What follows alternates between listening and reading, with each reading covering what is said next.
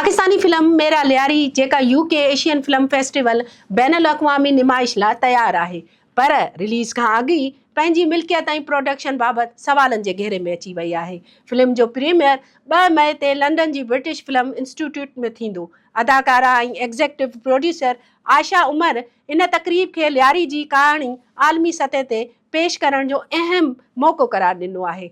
तकरार इन वक़्तु साम्हूं आयो जॾहिं सिंध जे इतलात वारे वज़ीर शर्जील इनाम मेमण दावा कई त मेरा लियारी सिंध हुकूमत जे इतलात खाते जो पहिरियों मनसूबो आहे ऐं उनखे सरकारी क़दमनि तौर ते पेश कयो। हीउ दावा अदाकारा आयशा उमर जे बयाननि खां मुख़्तलिफ़ नज़र अचे थी, छाकाणि त हिन फिल्म जी तशहीर में कंहिं बि सरकारी शमूलियत जो ज़िक्र न कयो। हिन तज़ाद खां पोइ उहो सवाल उभरी रहियो आहे त छा फिल्म ख़ानगी मनसूबो आहे या हुनखे सिंध हुकूमत जी हिमायत हासिल आहे। फिल्म जी कहाणी लियारी जी छोकिरियुनि ऐं उन्हनि जी फुटबॉल सां मोहबत जे चौधारी फिरे थी।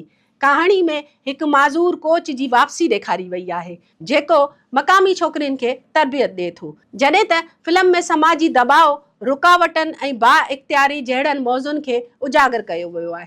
हिदायतकार अबू अलीह जो चवणु आहे त फिल्म जी शूटिंग लियारी में कई वई ऐं मक़ामी माण्हुनि खे पिणु शामिल कयो वियो। हिन फिल्म खे भारतीय फिल्मनि ख़ासि तौर ते धुरंधर जे जवाब जे तौर ते पेश कयो वियो आहे, जंहिं में कराची ऐं लियारी जे मनफ़ी तस्वीर ॾेखारण जो इल्ज़ाम लॻंदो रहियो आहे, जॾहिं त फिल्म जे प्रोडक्शन टीम अॻु ई वाज़े करे चुकी आहे त हीउ मनसूबो धुरंधर जी रिलीज़ खां अॻु जो आहे।